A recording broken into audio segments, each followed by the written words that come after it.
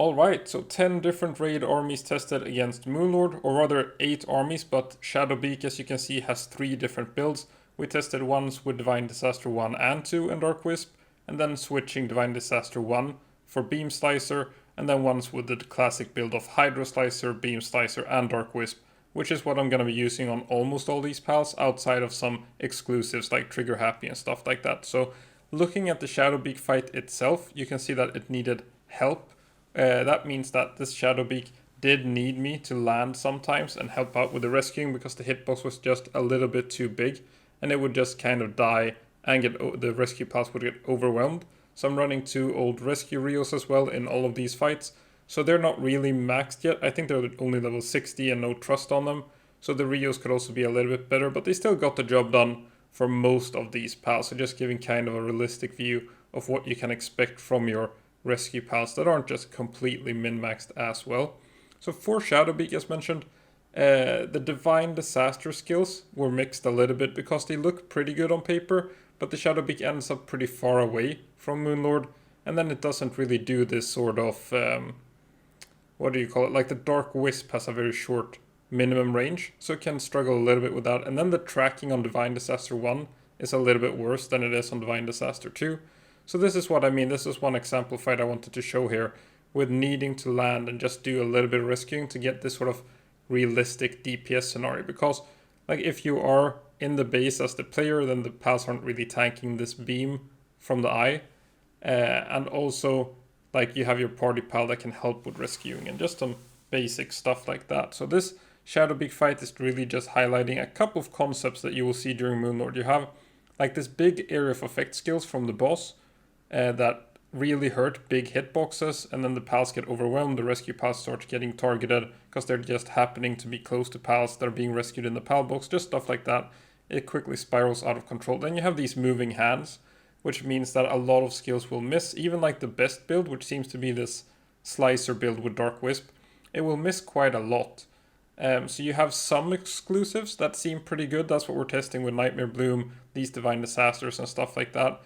But overall, like, it's a pretty tricky fight. There's a lot of skills that don't really hit. It really punishes the big hitboxes. You have movement speed becoming a factor just with how much pals are moving back and forward from the pal box. And you also have the minimum and maximum range of skills being a pretty big factor as well, with how close pals need to run before they actually start using their skills.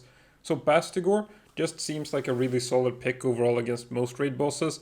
Hurt a little bit by this pal pod change with the burning beds, but still like a skinny hitbox, good attack stat, like among the top pals in attack stat and decent bulk. Does seem to suffer a little bit.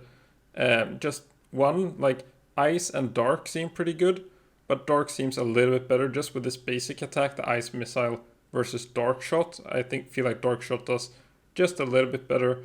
And then like not really building into any sort of Sign of the Void, Invader, Lunk or anything for the Slicer build or the Dark Wisp. Seems to hurt it a little bit as well.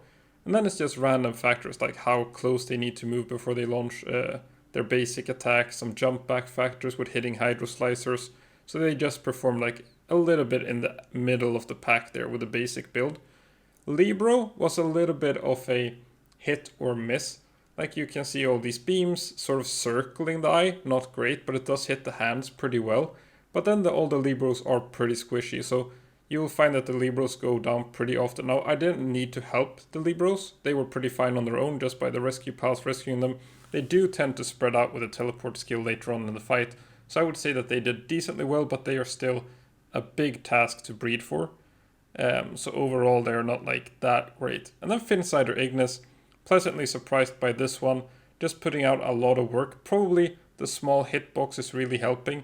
And then Trigger Happy seems to be able to like not have this sort of minimum range factor where the pals can start shooting from about anywhere. Running Beam Slicer Hydro Slicer with the Lunker build works out pretty well with the Trigger Happy. So just a pretty good time on them. Then I included Walaska as more of my meme build with this high breach. Terrible time, needed a bit of help because you can see this large hitbox, that's what we're showcasing here, really hurts it. So they will sort of just stack up during the fight, and the rescue pals will have a lot of stuff to do. Like every attack will kill 3 or 4 Velasquez, maybe even up to 6 or 7 there. So overall, just really putting the work in for your rescue pals, and if the rescue pals do decide to take a break, that's when you need to jump in and just start risking yourself. And they also just seem to get tossed away quite a bit in these fights that I did. Sometimes you will see they do kind of the high breach, and I don't know if the hand is slapping them out of the base or something, but a couple of times you will see the Velasquez just being thrown away. And then Necromus, really good on paper, but you can see here the minimum range on the dark shot, something like it's just stacking up underneath Moonlord.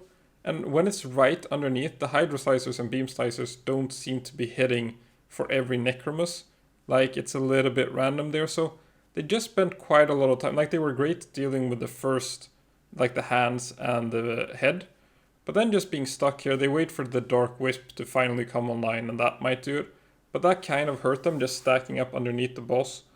Herbil, I mean, I also just included this one just to test it. We knew it wasn't going to do great.